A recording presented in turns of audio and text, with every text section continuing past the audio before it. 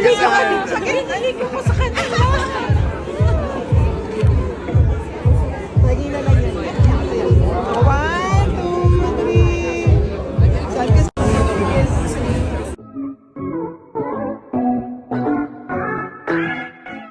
Julia Barreto at Joshua Garcia reunited sa birthday party ni Mr. M. Spotted pa ang yakapan na miss ang isa't isa. Kinilig tuloy ng husto si Miss Charo Santos. At ang gabing iyon ay gabi ng peace of mind ni Julia dahil na rin sa kanyang tita Claudine Barreto. Panoorin at kung hindi pa nakasubscribe, don't forget to click subscribe and hit the notification bell to keep you updated. Umani nga ng samot-saring reaksyon ang pagkikitang muli ni Julia at Joshua makalipas ang 6 na taon. Finally, nakamove on na si Joshua at masaya na siya kung ano si Julia ngayon at kung sino ang bagong nobyo nito. Hindi napigilang kiligin ng mga tao sa paligid nang sila ay muling magkita at tuwang-tuwa rin dito si Joshua.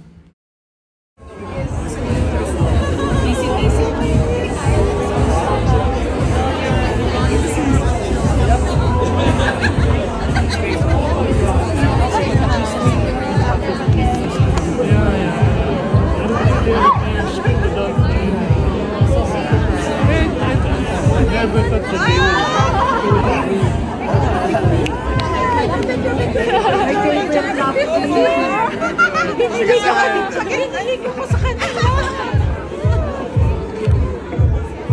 Lagi na lang yan. 1, 2, 3. Saan ka?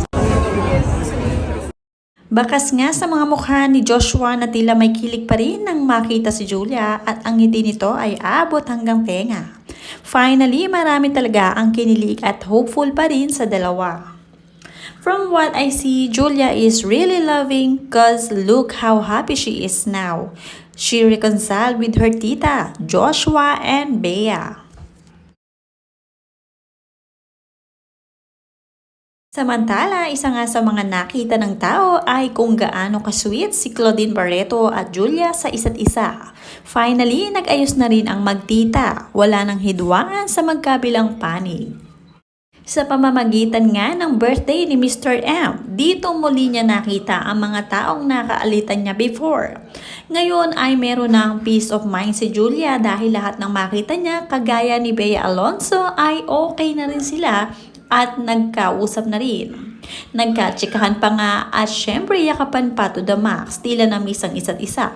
Ganon din ang kanyang tita Claudine Barreto na namataan din na napaka-sweet nila pareho. Maraming ang naganap sa birthday ni Mr. M.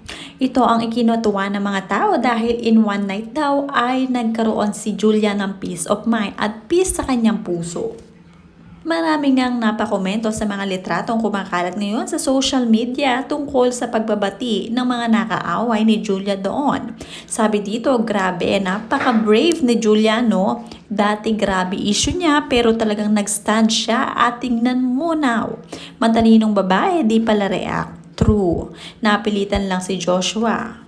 Dagdag pa ng mga commenter, may peace of mind na si Julia, Bea, Joshua, Claudine in one night. True, kakaiyak. Parang ako yung nabunutan ng tinig for her. No bad blood running on Julia's veins. Proud na proud din talaga itong si Julia Barreto sa kanya tita Claudine Barreto dahil sa mga achievement nito. At talaga namang ang tita niya ay isang napakagaling na artista at pati kang actress.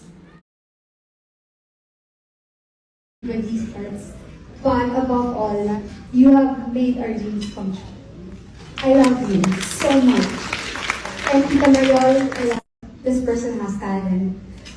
And you do everything to make our dreams come true. So thank you so much for the magic for so many years that you have given everyone in this room. Like I said, one more time, you have touched everybody's hearts. But above all, you have made our dreams come true. I love you so much. And this person has talent. And you do everything to make our dreams come true. So thank you so much for the magic for so many years that you have given everyone in this room. Like I said, one more time, you have touched everybody's hearts. But above all, you have made our dreams come true. I love you so much. And Tita Mariol, Ang 2024 nga kay Julia ay blessing dahil nga ang mga taong nakatampuhan niya dati ngayon ay okay na. May peace na ang kanyang puso, lalong-lalo na muli silang naging close ng kanyang mahal na tita Claudine Barreto at nagyayakapan pa nga sa personal. Si Julia Barreto ay tila ba itinuturing din na sariling anak nitong si Claudine Barreto kahit na pamangkin niya lamang ito kay Marjorie Barreto.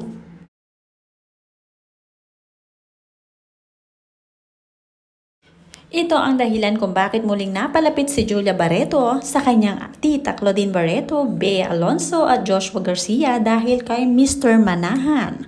Si Mr. Manahan kasi ang founder ng ABS Magic Ball or Star Magic. Kaya naman nagsama sa mga kapamilya, actress and actors. Mahalaga sa kanila si Mr. Manahan dahil si Mr. Manahan ang nagbigay sa kanila ng pagkakataon para i-showcase ang kanilang talento sa ABS. Kaya ito ang way nila ng pagpapasalamat kay Mr. M ang ipaghanda ito at sorpresahin ng isang magarbong birthday party dahil hindi na rin bumabata itong si Mr. M at patanda na nga rin. Blessing in disguise talaga ang birthday na ito para kina Julia Barreto dahil dito marami ang natuwa sa kanya. Samantala, kabi-kabila pa rin ang komento ng mga netizens kay Claudine Barreto at syempre kay Julia Barreto. Sa tingin ko, nagkaayos-ayos na ulit sila. Kababalita lang ni Dennis na nag-message si Julia sa kanya noong birthday niya, diba? I think, now they are okay. Family yan eh, ganyan talaga. Nagkakabati-bati rin after lumipas ang sama ng loob. Blood is thicker than water.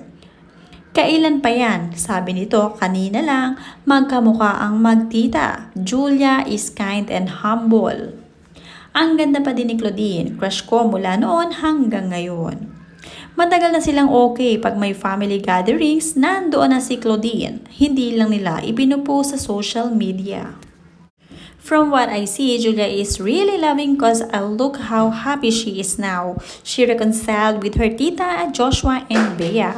Ibalik ang Josh-Leah love team. Grabe talaga ang chemistry nila. Hindi naman bitter si Julia. Mga tao lang gumagawa ng issue. I'm not a fan pero hanga ako sa pagiging professional niya sa harap ng media. Iba talaga ang mga Barreto dahil mga professional. Nasa dugo na nila ang pagiging professional na artista.